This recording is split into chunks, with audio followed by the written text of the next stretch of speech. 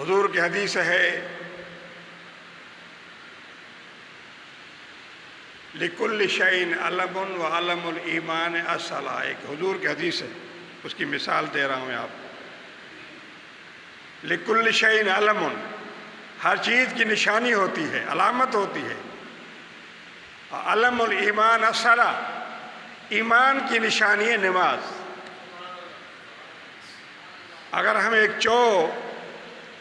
کرسی پہ بیٹھے ہوں، ایک ٹیبل پہ بیٹھے ہوں، اذان آ گئی، اب آپ کو کیسے پتہ چلے گا مسلمان کا؟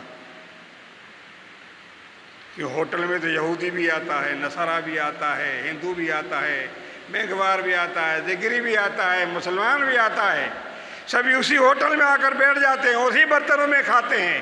اب اذان آ گئی ہے، آپ کیسے پہچانیں گے یہ مسلمان ہے؟ میرے مصطفیٰ نے علامت بتائی کہ لِكُلِّ شَيْءٍ عَلَمٌ وَعَلَمُ الْإِيمَانِ الصَّلَاةُ، ہر چیز کی نشانی ہوتی ہے، اور مسلمان کی نشانی ہے نماز۔ مسلمان کیا کرے گا؟ اذان آئی، مسجد کا رخ کرے گا، ورنہ پھر آپ کیسے پہچانیں گے یہ مسلمان ہے؟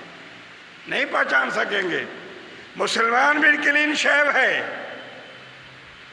ہندو بیٹھا ہوا ہے، سکھ ہے، بیٹھے ہوئے ہیں، کوئی پتہ نہیں مسلمان کا، مگر اس مجمع سے مسلمان تو وہ ہوگا کہ جب اذان آئی تو وہ اٹھے گا، مسجد کی طرف جائے گا، نماز کی تیاری کرے گا۔